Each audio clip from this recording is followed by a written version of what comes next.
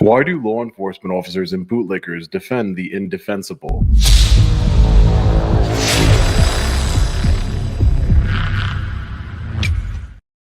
Hey, what's up, guys? Long Island Audit here, back again with another video. Thank you all for joining me for this live stream. I have a very special live stream for you tonight. Please take a second to hit the like button and share this video anywhere you can on your social media. Let's get right into it. I wanted to show you guys this video that my friend Dominic Izzo, he posted on his social medias. He's a former law enforcement officer. We're going to bring him up here live, but take a look at this video first. I'm going to have a heart-to-heart with all you cops out there who are so outraged with the fact that, it's always the same thing. So many of you, and listen, I hope you really hear my words on this one because I'm defending you, right? Because believe it or not, I still do fucking care about all of you, and I want to see your profession go the righteous way possible. But it's always the same. You guys are in my DMs, you're in my comments, brother, oh yeah, brother, you're saying what we all want to say, brother. And the second that I challenge something that disagrees with your little teeny tiny sentiment about what the profession should be, oh, you're a Blue Falcon, I can't believe you wore the badge, blah, blah, blah. Guys, I get it.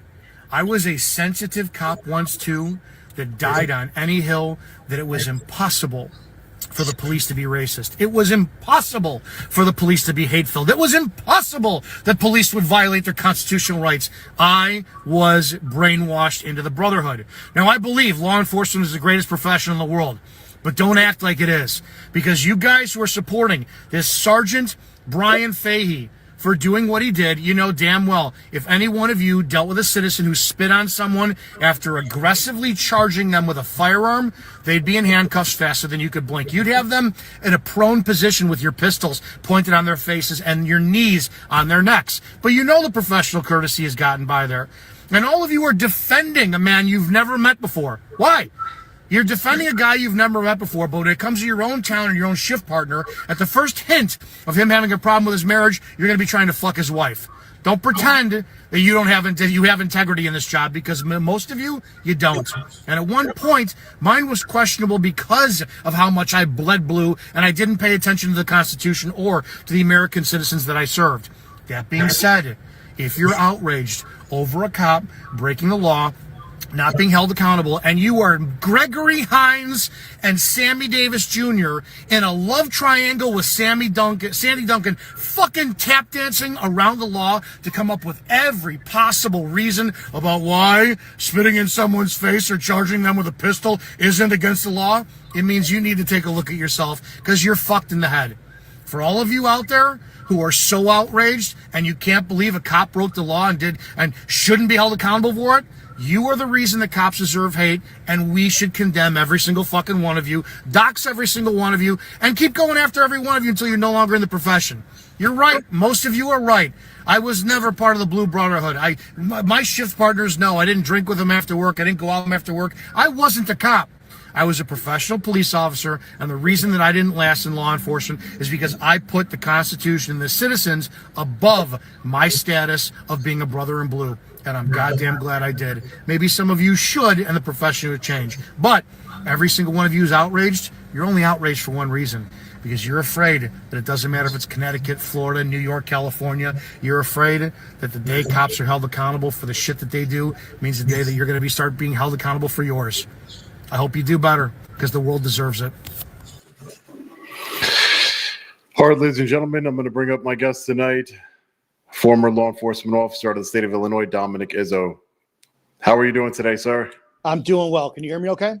Yeah, I hear you just fine, fine. So I wanted to bring you on. I have been on your channel before. If you guys would like to watch that discussion, Izzo had me on his channel and gracious enough to have me on his channel. I will leave a link to that video and all of his social media in the description below. But I wanted to bring him on the channel because he has been covering and talking about the Fahey situation. And, I follow you on Instagram, YouTube, and everything. And you broke down the video. You did a breakdown of the incident. But also, you have been talking about all the backlash you've been receiving in your DMs regarding this. So if you want to just give me first, like your overall view on the Fahey incident, and then we can get into like what people have been saying. Well, I've said it to begin with. I said with the Fahey incident, you're lucky you're still alive. If you had gone by yourself, I 100% would have believed that you would have been killed. There's no question in my mind. I watched the Fahey incident, and when it comes down to First Amendment auditors, I was very public about this years ago when I first started covering the content. I wasn't a fan of First Amendment auditors. I had thought, for the most part, that they were instigators going on YouTube and whatnot, and capitalizing it. I'm a capitalist. I think that's a great, profession. And then I started to see that First Amendment auditors are legitimately exposing a massive inconceivable problem in the United States. How we have cops who do not know what the First Amendment is blows me away. So I'm watching your stuff, and I told you this before. When I first saw you, I lumped you in with every other person out there. Oh, he's an instigator. Then I watch your stuff. I'm like, okay, whatever. As time went on, what blew me away with the Fahey incident was that you exposed more in that incident about bad law enforcement than any other thing you'd ever done. You exposed the hypocrisy of crime occurred. You exposed how cops will stretch the truth with the evidence and facts that are there to manipulate the story that they want to tell. You're exposing how due process doesn't exist. The Fahey incident, in my opinion, is probably one of the most important First Amendment auditor incidents we've had yet, that will expose law enforcement as time goes on. And it calls for massive change. In the totality of the whole thing, I think 100%, even leading now with his arrest for disorderly conduct, it's not enough. I think you have a cop who did an action that any other citizen, if 5 cops pulled up on, they would have him proned out, all guns pointed at him on the ground, and that didn't happen. You again, I'll blow you on your own channel. You put yourself in more harm's way than anybody else I've seen yet. I'm shocked you're still alive, thanks to your cameraman. And you exposed more of the tragic side of law enforcement than people are seeing right now. That's a general side of it. And we can get into his case, what he did, how he broke the law. If this was Illinois, I don't know what the law is for Connecticut, but that was assault, especially with a deadly weapon. It was aggravated assault, leveraging his position for threats. Instigating. There's so much he did that violated the law, but he got arrested for disorderly conduct, which shows how absolutely screwed the system is.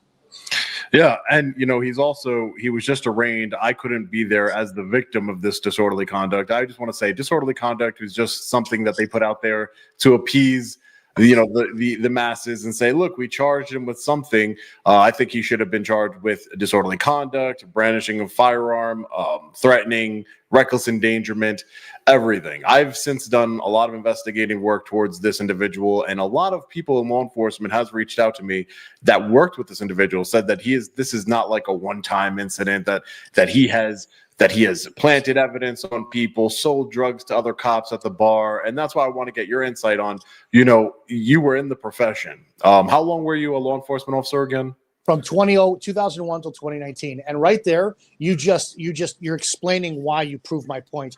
You have other cops who are telling you that they've witnessed this, and these cowards, these absolute cowards and enemy of the people, what are they doing to expose that? What are they doing to actually show that that's what he's done? They are the enemy of the people, everyone who actually told you that. And the sad thing is, that is in every single police department in the United States. You have at least one cop who knows how bad stuff is. They will never say anything. They'll do the whole, I'll wait till I retire and then I'll speak. And they allow people to continue to get abused and terrorized by police officers. The people you just spoke to are the enemy of Americans. Well, that's a good point you made, because at the end of the day, they're not coming forward and speaking on it. They've told me in private, they said they're scared of him, that, you're lucky to be alive. This man, has the ability, he has the capacity to kill people. They told me that they're terrified of this man, that and it's funny that you, in your little rant earlier, that the video I played, that I thought everybody should hear that. I posted it several times on my Instagram. You've said that, you're out here screwing the next guy's wife. Apparently he 100%. did the same apparently he did the same thing, and there's a lot of going on, and they just keep transferring him to different departments, and now he's going to be transferred to a tribal police department in Connecticut, where he's going to get a job there, and they're sovereign. He doesn't need a certification, he doesn't need anything, and that's where like the bad cops go when they're retired. They go to this tribal police department working on this reservation where they could just do whatever they want. And this man is a danger to society. This is him right here. The picture we're looking at is him being arraigned. He's actually seeking what's called accelerated rehabilitation for first-time offenders, which he shouldn't be a first-time offender. If there was justice in our society and accountability in law enforcement, he wouldn't be a first-time offender. Again, these people are telling me that he sold drugs, planted evidence. This is what he does. He's been arrested before for selling drugs back when he was in his 20s. So at the end of the day, he's trying to get off where he does like a year or two of probation, and then it dismisses off of his record completely. The only good thing that I will say in Connecticut is that I'm able to speak directly to the judge as the victim of the case and explain to the judge, and I'm going to tell the judge, how would you like it if somebody spit in your face, in your mouth? How would you think that accelerated rehabilitation is justice? That's in the interest of the people. So I wanted to get into really quick is, you've covered this, you've talked about it, you did a YouTube video on it, breaking everything down. What has been you have a lot of law enforcement officers that follow you, obviously, former law enforcement, current law enforcement officers. What was the overall tone? What was the message that you got from people? From the cops, from law enforcement, it's you're the problem in this. You instigated. And it doesn't matter how, and it blows me away. It absolutely blows me away. It doesn't matter. You could have been, it's what is it? The whole, a girl went to a bar and she got raped, and then all of a sudden, well, what were you wearing? That's what they did. You could have been murdered, and they would have said, well, why did Sean do what he did? They victim shamed you like crazy. Whenever you or me or anybody else puts up any type of law enforcement stuff that critiques law enforcement, cops die on the Hill for some strange reason. And I did for a very long time when I was a cop, and still afterwards. You can't see. It's just impossible. You're so brainwashed. You can't see what they do. And you're like, this is, we didn't do anything wrong. But I put up videos. I put up a comparison video of you getting spit in the face by Fahey and a girl spitting in a cop's face. And the girl just got tuned up. Cop just manhandled her, threw her into a wall, took her down. And everybody applauded that one, but couldn't understand what was wrong in the Fahey video. It shows we have a massive brainwashed problem with police and police supporters in America. That cops are held zero. There's zero accountability. You could do whatever you want as a cop and nothing will happen to you. How is Fahey still going to have the authority to have a badge, a gun, and have power over people when he was arrested? I just was passing down the hallway, and my wife had she was watching an O.J. Simpson documentary on Netflix, and I saw Mark Furman, and I'm like, I can't believe that Mark Furman, we celebrate him today. He was a very, very regular contributor to Fox News.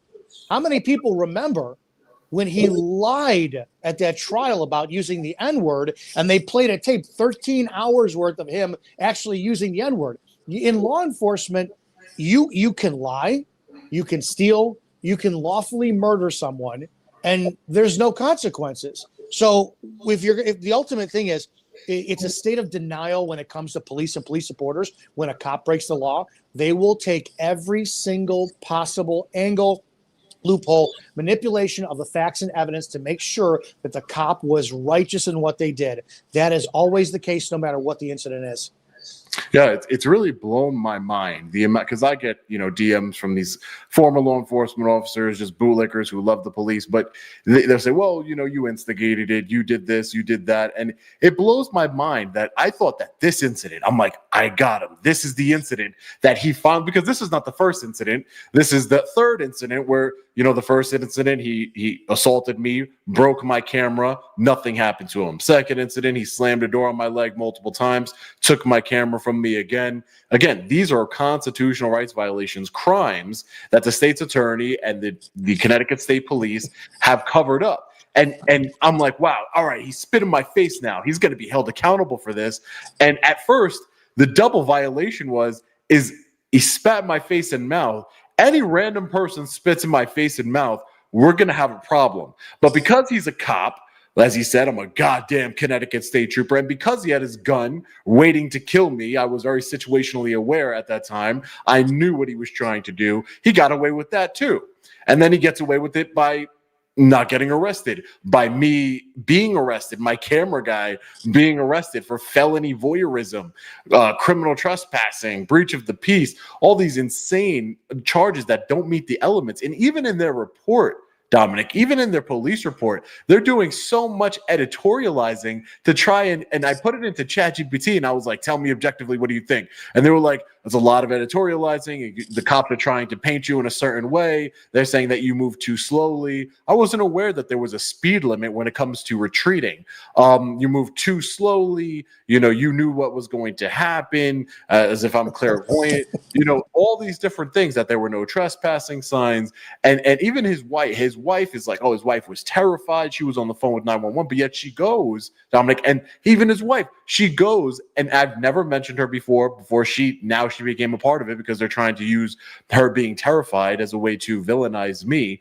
She says, oh, I'm so terrified. He's harassed us. He's done this and this and this. And then yet you're following protesters outside of a police department. You're giving them the middle finger. That doesn't sound like somebody who's scared. That's somebody who wants all the static, right? They want all the smoke. They want to be there in the middle of it. You're harassing protesters.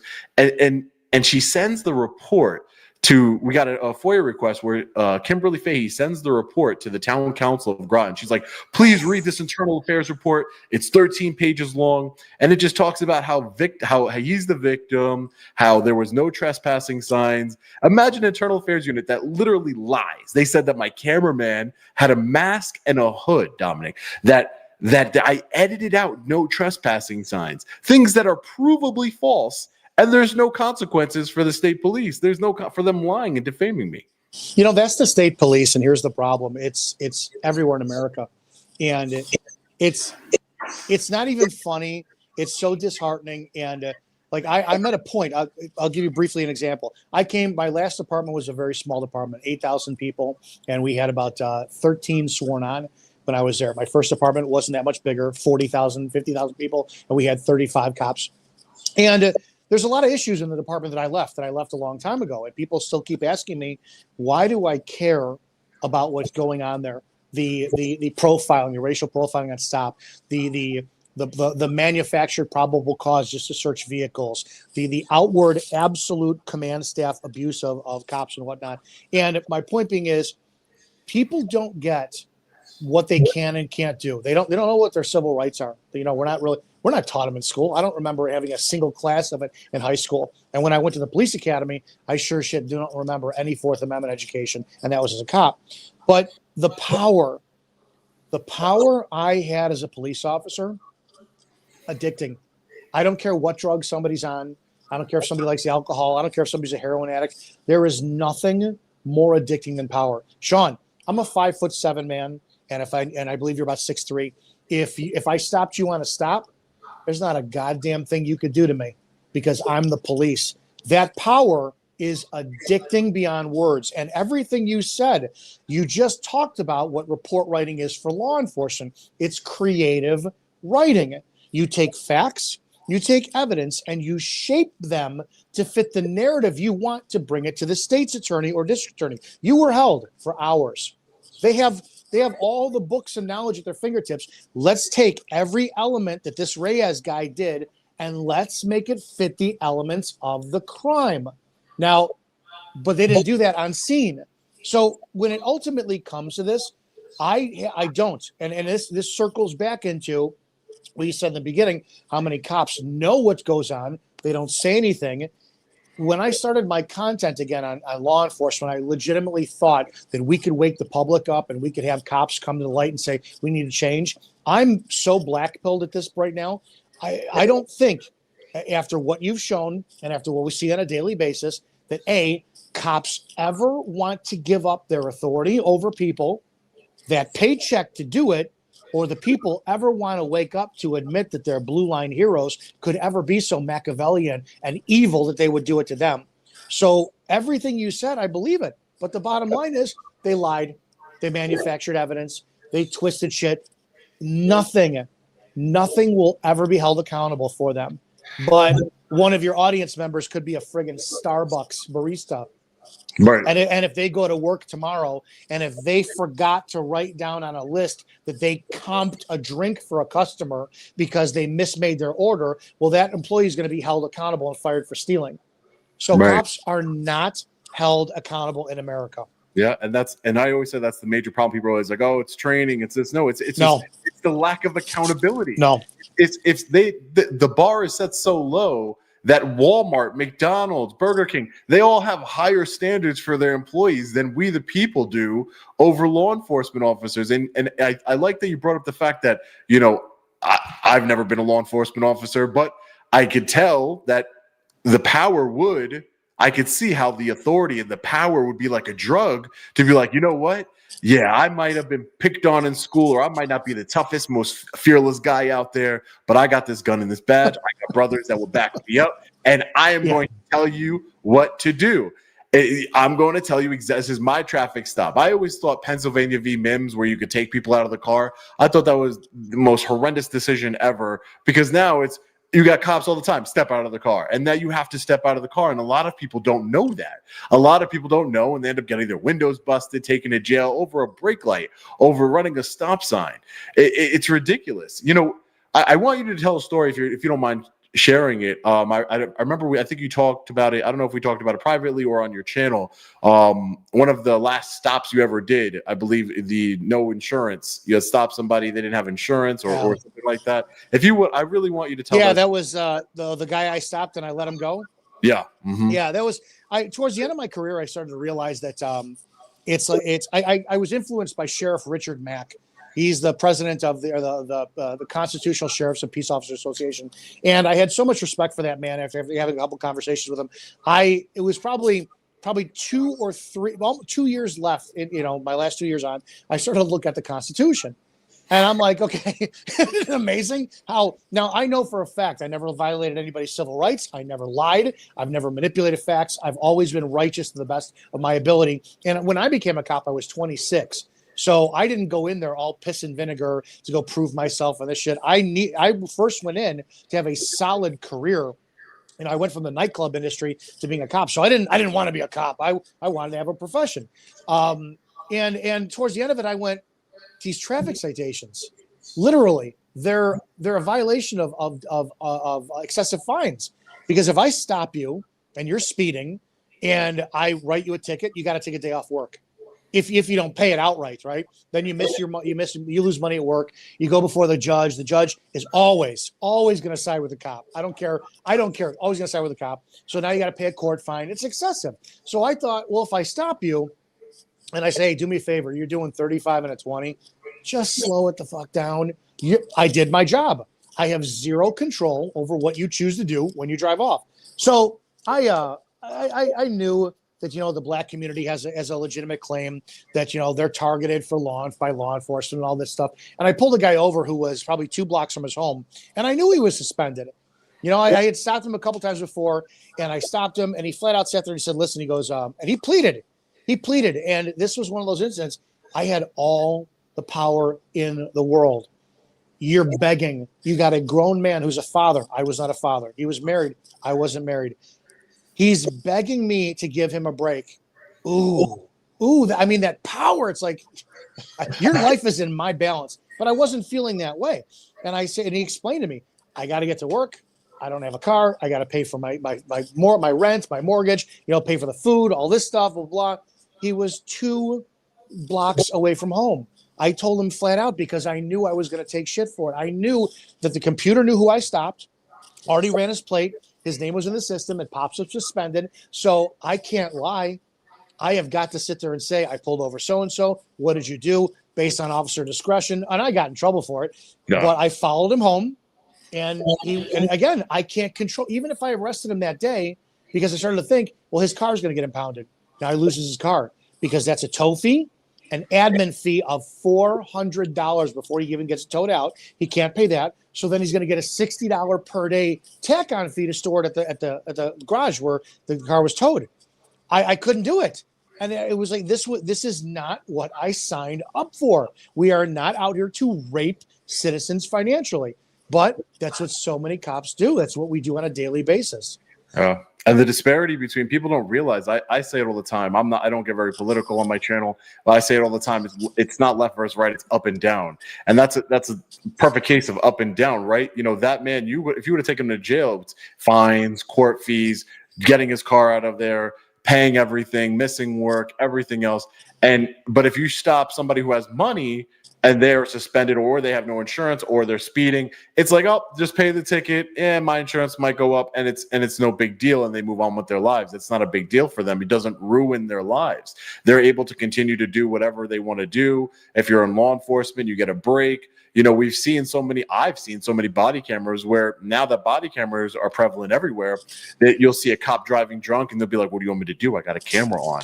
And and all it tells me is, like, before cameras were on. Oh, it's still, hey, don't forget, Polk County doesn't have body cameras. And you have the number one sheriff in America who loves talking about killing people. So that's a big issue. Number two.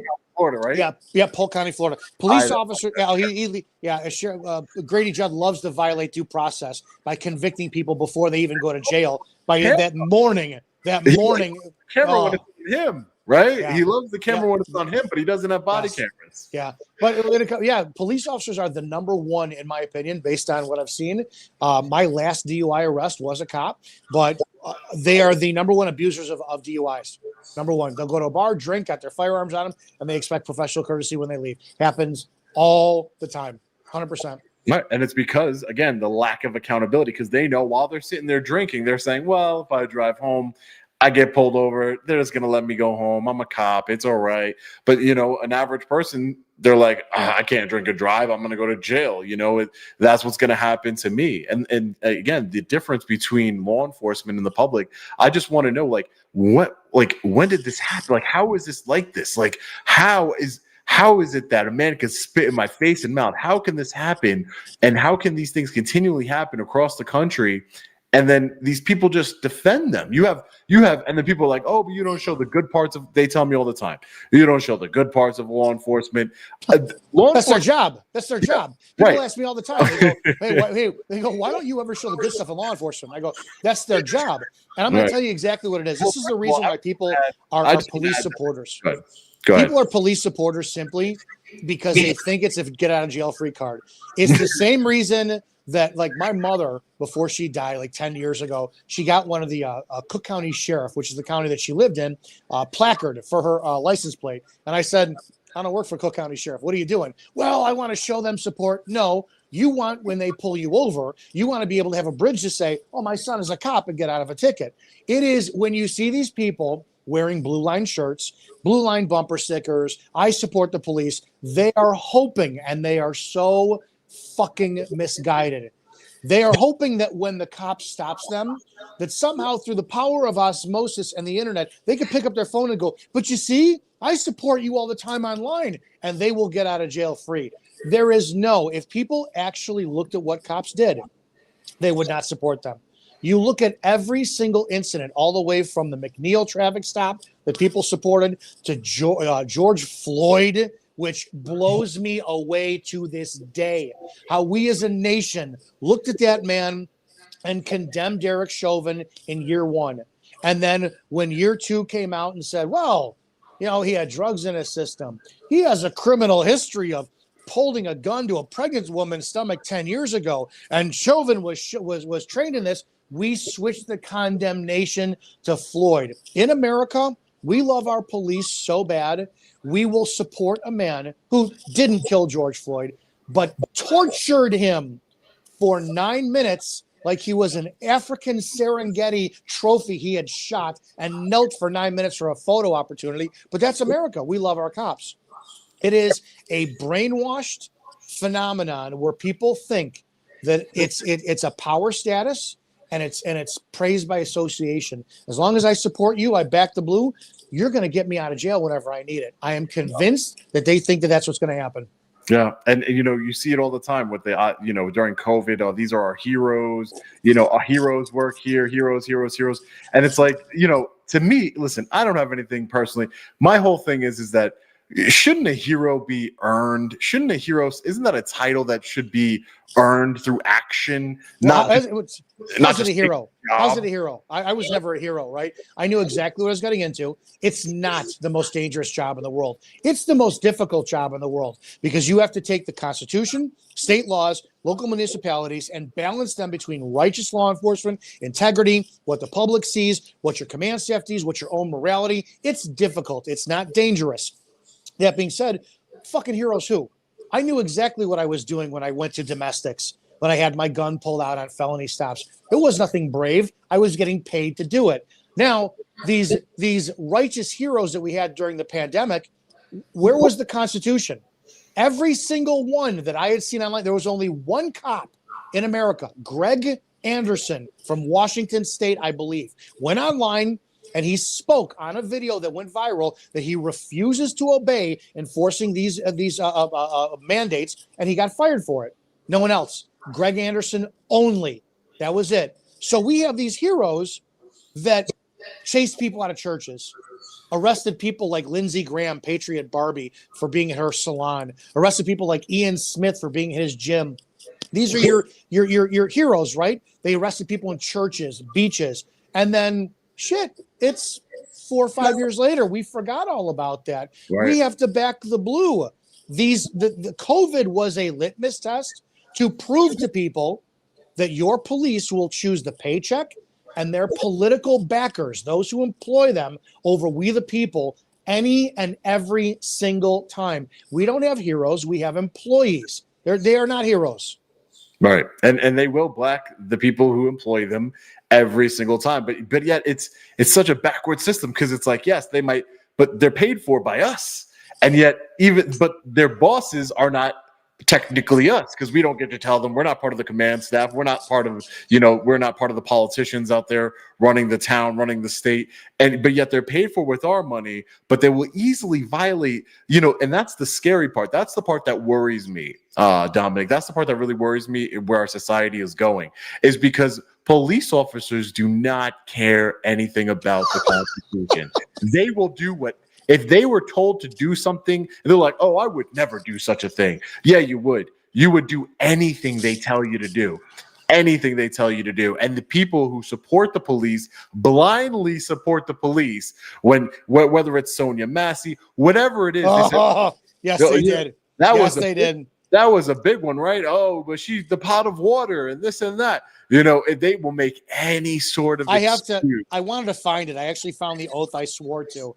Because I don't have it memorized. And it is to the Constitution, but then a whole litany of things. You swear an oath to the Constitution, to the state constitution, to the village ordinances, and any written or unwritten policy or command given to you by your command staff. I looked at that yesterday, as a matter of fact, and I went, holy shit, I held my hand. I just repeated what they said. I swore an oath to written and unwritten policy commands. What was I thinking? Right. It's insane what they don't pay attention to. Even if you do, even if that is the case, right? If that's in every department, right? But still, your number one oath should always be to the Constitution of the United States. We don't take an oath to dictators, leaders, whatever it may be, to be to we the people. It's the first three words for a reason. I just don't get it how they can be such traitors to the people, how they can do this. And then the thing that worries me the most is that this whole Fahey situation, I think you're right. It exposes a lot that's going on in law enforcement, and not only law enforcement, but the politics of it.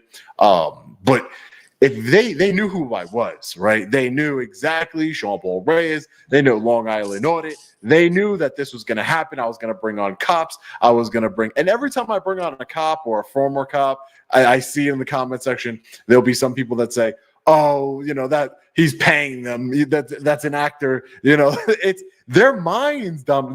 Their minds, they just will go. They say that I have actors on the show who in law enforcement.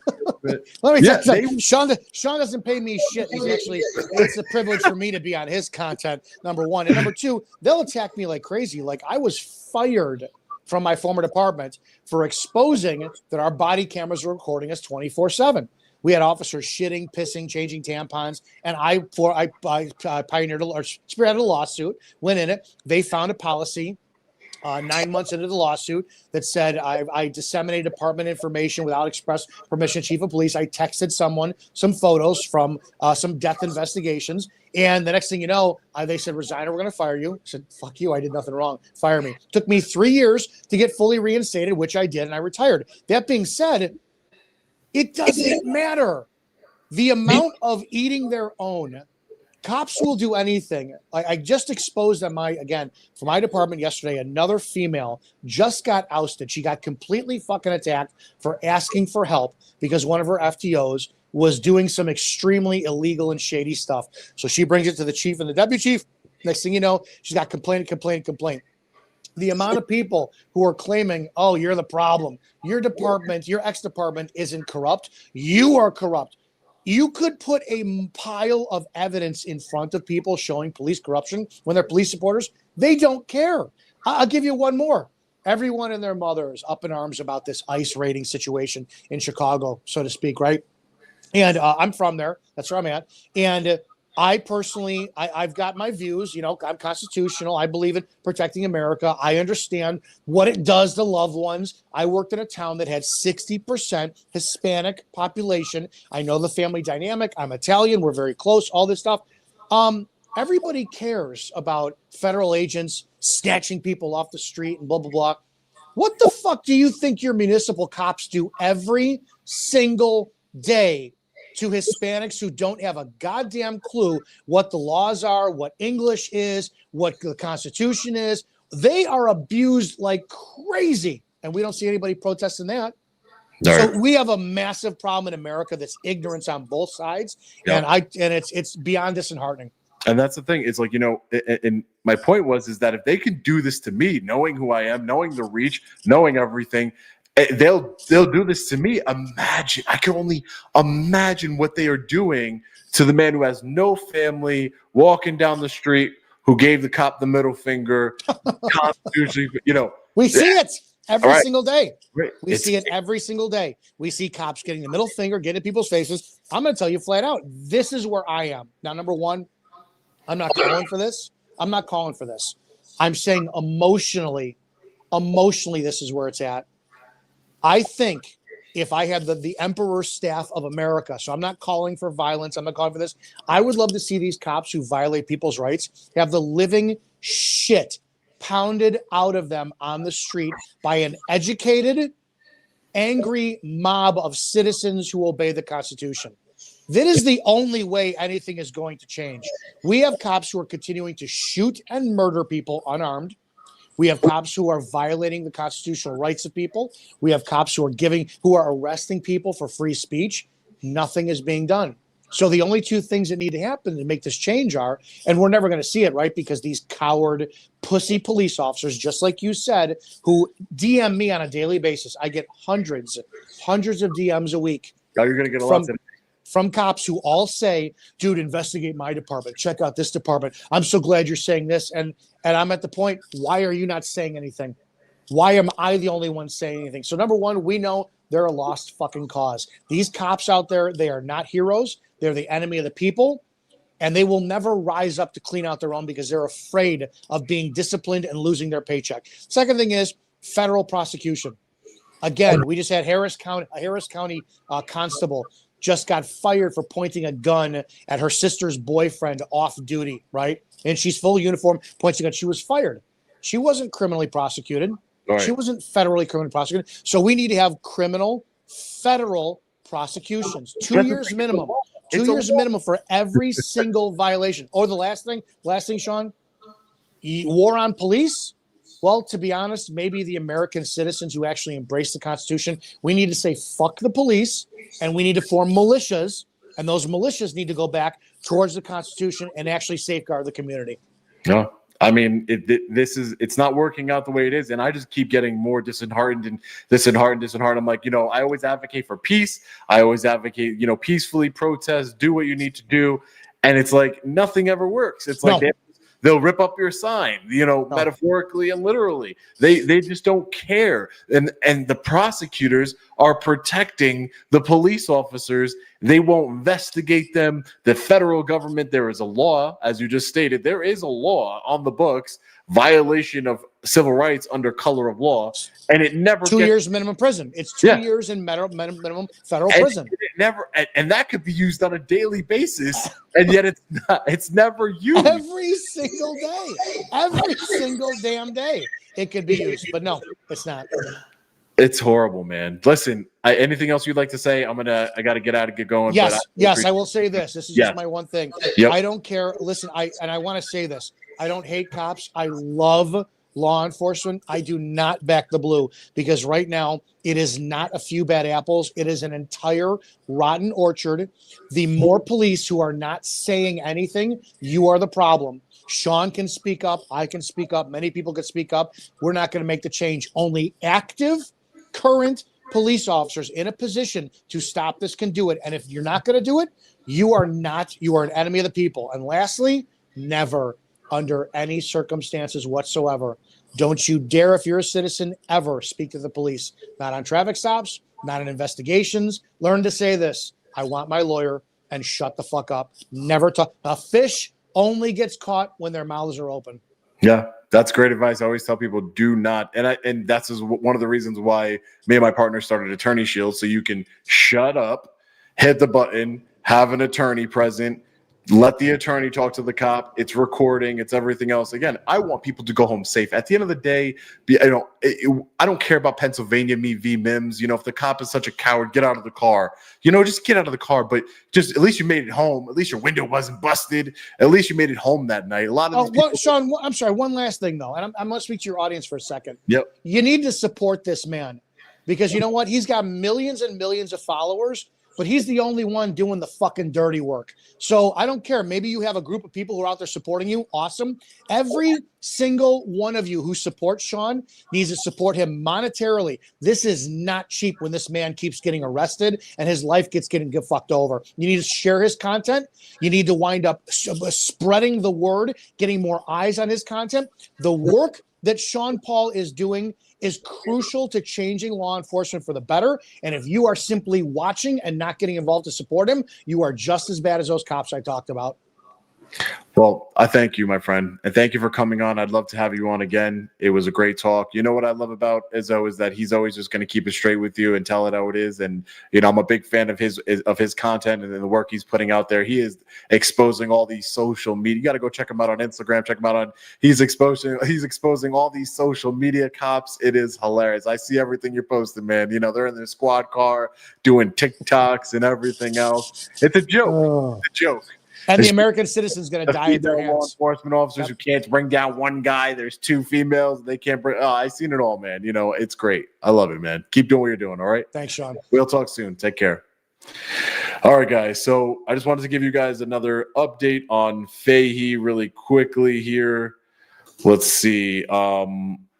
So he was arraigned. Thank you, ladies and gentlemen.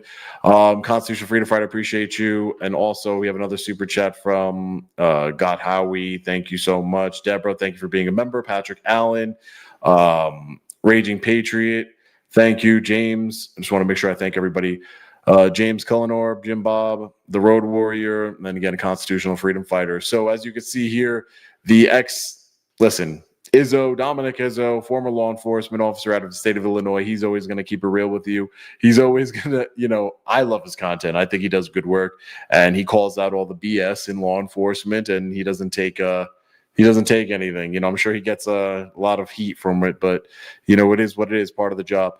So ex-Connecticut state trooper accused of spitting a YouTuber's face in armed confrontations seeks special probation. So this is a picture of Fahey. He grew a beard out. He's trying to join the beard club here, and he put some glasses on. And if you see, let's zoom in really quick and then we'll get out of here. I just wanted to read you guys A former Connecticut State Police sergeant accused of spitting in the face of a YouTube activist who had shown up at the Sergeant Groton's home applied for accelerated rehabilitation in a court appearance on Thursday. Bryan J. Fahey, 53, is charged with disorderly conduct and misdemeanor carrying a maximum of 3 months in prison and a $500 fine. After his arrest Friday, he was released on a promise to appear in court. Oh, not a $75,000 bond? Interesting. The arraignment was held in State Superior Court in Danielson's section of Killingly. It was originally scheduled for Wednesday, but was postponed today. Accelerated rehabilitation, a pretrial diversion program, places first-time offenders under the supervision of the Office of Probation with certain conditions, and if the program is successfully completed, the charges will be dismissed. So that's what he applied for. Former Sergeant Bryan Fahey, disgraced criminal.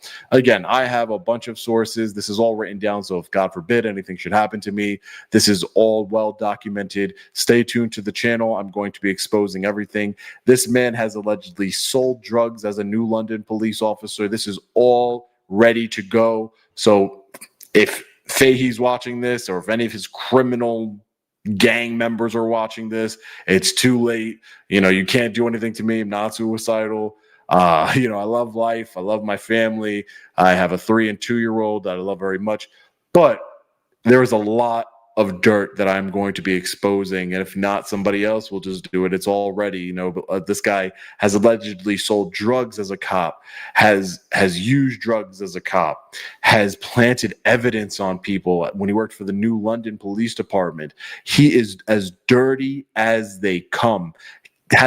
He used to kick people in their private parts all the time. This is what he does. This man has beaten people while he was a correctional officer. I've seen video. I have video of this man beating and brutalizing a man on a traffic stop. This is insane. This man right here that you're looking at is not a good man. He is a criminal. He is a tyrant, and he is an enemy of the people. And Dominic Izzo, the former law enforcement officer we just had on, I love that he used, I don't really use enemy of the people, but I'm going to start using that. Enemy, he is an enemy of the people. Fahey is an enemy of the people. Everybody who's worked with him, the police chief of Groton, who I will be bringing a billboard truck right in front of his house too. I'm going to expose everyone. I will not stop. I'm still facing 3 charges, a felony and 2 Class A misdemeanors, while this joke, this tyrant, faces disorderly conduct charges. Are you kidding me? A disorderly conduct charge, and he's going to get probation. The only good thing that is going to happen is that on October 9th, 2025, this man, former Sergeant Bryan Fahey, right here, the judge, I believe the judge's name is Judge Green. The judge is going to hear his application for what I just read to you, the accelerated rehabilitation, basically probation, and if he does good, it gets dismissed. He's going to hear that application, and I, as the victim, I have a right in Connecticut to be heard in open court on the record to the judge and speak directly to the judge regarding this. And I have a lot to say. This is not justice. And I have a lot to say, so stay tuned to that. There's going to be recording inside the courtroom for full transparency. There's a lot of news outlets that want to cover it, so stay tuned. I have to go now because I'm leaving to go do some additional work. But thank you all for your support. I truly appreciate it. Thank you, John. Thank you so much. $5 super chat. Nick Committee. I just want to say that. James, Jim Bob again. Bo Rivers. Thank you for becoming a member. Billy the Kidster. Always my friend. Thank you. I used to randomly ID. Now I don't leave the house without body cam, and cops ignore me. This tells me Sean and others like him are making a difference. Thanks, Billy the Kidster. Appreciate you. Mint City right here. Get him, Sean. I believe in you. Bo Rivers gifted 10 memberships. Congratulations to those who got it. Nick Caminiti, thank you for being a member. Thank you, all my members. Thank you for all my supporters. I really appreciate it. I'm about to go drive 6 hours to get to work. I got another story I'm working on.